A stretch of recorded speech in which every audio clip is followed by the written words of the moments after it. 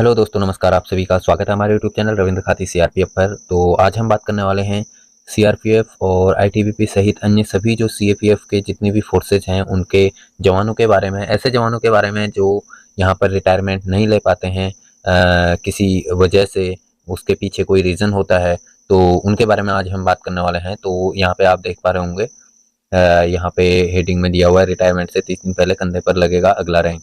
तो इसके बारे में हम बात करेंगे। तो यहाँ पर आप देख सकते हैं, पूर्व डीजी अनीश दयाल सिंह जो सीआरपीएफ के डीजी रह चुके हैं और 31 दिसंबर 2024 तक जो है ये सीआरपीएफ के डीजी रहे। उससे पहले ये एसएसबी के डीजी रहे। तो इन्होंने कहा कि यह पहल जो है जवानों का मनोबल बढ़ाने के लिए किया जा रहा है। जब वे रिटायरमेंट पर अपने घर जाएं तो उनके परिजनों और दोस्तों और रिश्तेदारों को यह खुशी हो कि उनका अपना इस रैंक से रिटायर हुआ है और रिटायरमेंट होने वाले व्यक्ति को भी एहसास हो कि उसके साथ न्याय हुआ है। तो ये बात कही गई है जैसे कि अनीश दयाल सर के द्वारा।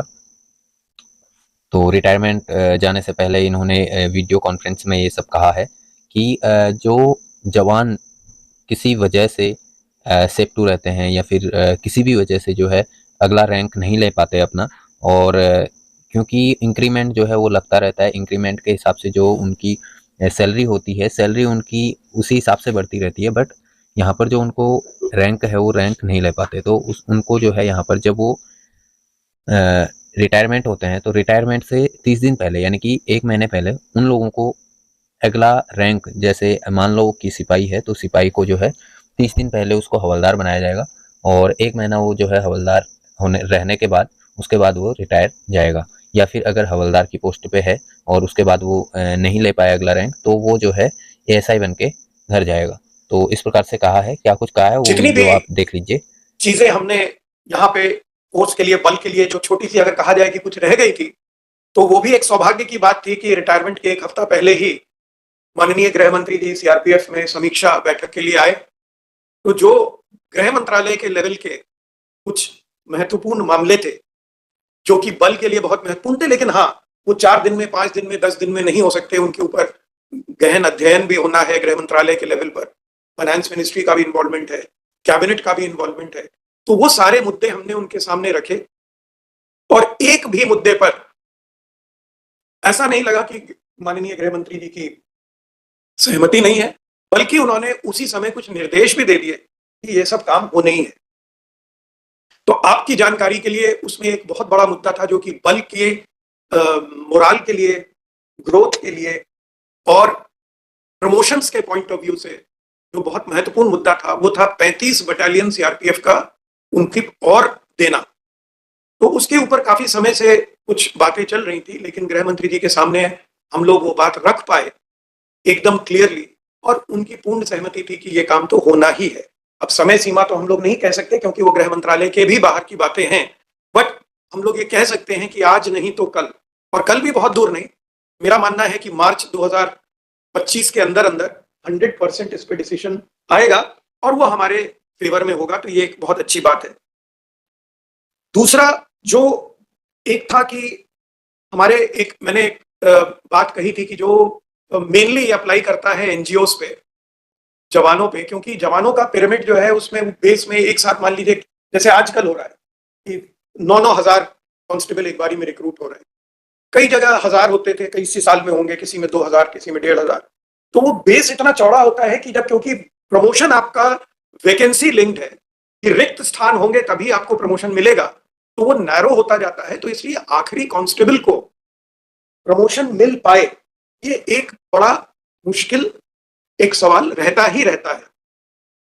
एमएससीपी मिल जाता है 10 साल 10 साल 10 साल करके 30 साल तक 3 एमएससीपी मिल जाते हैं जिसमें कि फाइनेंशियल नुकसान नहीं हो रहा, लेकिन कई कर्मी हो सकते हैं जिनको कि 3 रैंक प्रमोशन ना मिले, 1 रैंक मिल जाए, किसी को ना मिल पाए। अभी मैं लास्ट में छुट्टी पे मैं भी अमृतसर गया था, तो अपनी सीआरपीएफ की वाहिनी का एक ड्राइवर मिला, तो उसने बोला सर मेरे पिताजी कांस्टेबल की तरह ही रिक्रूट हुए थे और कांस्टेबल में ही रिटायर हो गए। और मेरा आईटीबीपी का एक्सपीरियंस था कि वहां भी ऐसे कई कर्मी थे, एमएससीपी मिला हुआ था। तो उससे मैंने एक बात सोची थी और मैंने माननीय प्रपोजल भी भेजा हुआ था गृह मंत्रालय, लेकिन गृह मंत्री जी के सामने मैंने ये रखा कि जो ऐसे कर्मी हैं जिनको 30 जिन्होंने अब रिटायर होने वाले हैं, रैंक प्रमोशन नहीं मिल पा रहा लेकिन एमएससीपी मिला हुआ है, ऐसे कर्मियों को रिटायरमेंट के 1 महीना पहले एक रैंक अप भी कर दिया जाए। अगर आप कांस्टेबल हैं तो हेड कांस्टेबल की रैंक लगा लें, फीते लगा लें।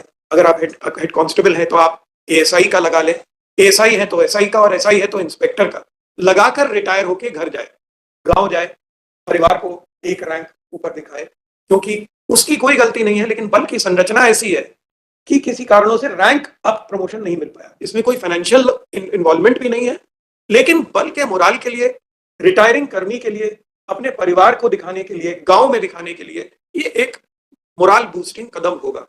माननीय गृह मंत्री जी ने फौरन मान भी लिया। मैं सोच रहा था कि आजकल में ऑर्डर भी आ जाएगा, लेकिन शायद उसमें थोड़ी सी देर होगी, बट आप लोग आश्वस्त रहें कि वो और थोड़ी मंथन के बाद सारे बलों को उसका फायदा होने वाला है। जो हमने कोशिश की थी वो सीआरपीएफ के लिए की थी, पहले आईटीबीपी के लिए की थी, लेकिन अब आज की डेट में लग रहा है कि वो सभी बलों के लिए करने के लिए उनके भी विचार मांग लिए गए हैं। तो थोड़ा सा समय और लग सकता है, आप लोग धैर्य रखें, लेकिन ये भी एक बड़ी चीज है जो कि जल्द ही आ जाएगी। इसी में 2 मामले थे जो कि एक हमारे अधिकारी वर्ग में असिस्टेंट कमांडेंट्स को बहुत तंग कर रहे हैं और बहुत समय से तंग कर रहे हैं, क्योंकि उनके प्रमोशन बहुत स्लो है। तो उनके प्रमोशन एक चीज से सुधरेंगे जब हमारी बटालियंस की एडिशनल सैंक्शन आ जाती है, फौरन उससे पद खुलेंगे। और दूसरा इसका फायदा, ये जो कोर्ट केस अटका हुआ था उसको भी हम लोग गृह मंत्री जी के संज्ञान में ले आए उसी समीक्षा बैठक में, और उसमें भी हमको उम्मीद है कि गृह मंत्रालय के अब इन्वॉल्वमेंट से ये एक हमारे शायद असिस्टेंट कमांडेंट वर्ग को भी जल्द ही कोई समाधान मिलेगा और उससे प्रेशर जो हमारे ऊपर है वो ईज होगा। उसी में हम लोग ने देखा कि एक हेड कांस्टेबल मिनिस्टीरियल से एएसआई मिनिस्टीरियल का एक मामला लंबित पड़ा हुआ था, और अगर दिसंबर 31 निकल जाती तो वो भी हम मिस कर जाते, फिर से पूरे टेस्ट शुरू करने पड़ते। उसमें भी वो भी कोर्ट केस का मामला था, लेकिन उसको ध्यान से पढ़ा गया, लीगल ओपिनियन ली गई, और हमारी पर्स ब्रांच ने, एस्टैब्लिशमेंट ब्रांच ने, ऑर्ग ब्रांच ने, सब ने मिलकर एकदम जिसको बोला जाए कि ब्रेकनेक स्पीड पे काम करके 24 से 48 घंटे के अंदर उस पे पूरा लीगली सब वेट करने के बाद सीधे 85 हेड कांस्टेबल्स को एएसआई मिनिस्टीरियल कल की डेट में बना दिया है। तो ये भी एक बहुत समय से लंबित मामला था, ये भी निपट गया और ये रास्ता भी खुल गया। अब इससे अगली चेन चालू हो जाएगी, क्योंकि ये तो प्रमोशन वाले थे, फिर इसकी वजह से जो दूसरे हैं वो भी जल्द अब सब प्रमोशन आने लगेंगे मिनिस्टीरियल कार्ड। तो आप लोगों ने देखा पूर्व डीजी अनीश दयाल सिंह जी ने जो है यहाँ पर किस प्रकार से वीडियो में रिटायरमेंट जाने से 30 दिन पहले रैंक लगाने की बात यहाँ पर कही है। तो आज की वीडियो यहीं पे समाप्त करते हैं। वीडियो अच्छा लगा हो तो वीडियो को लाइक जरूर कर दें, और हमारे चैनल पर नए हैं तो चैनल को सब्सक्राइब करें। वीडियो देखने के लिए धन्यवाद। जय हिंद, जय भारत।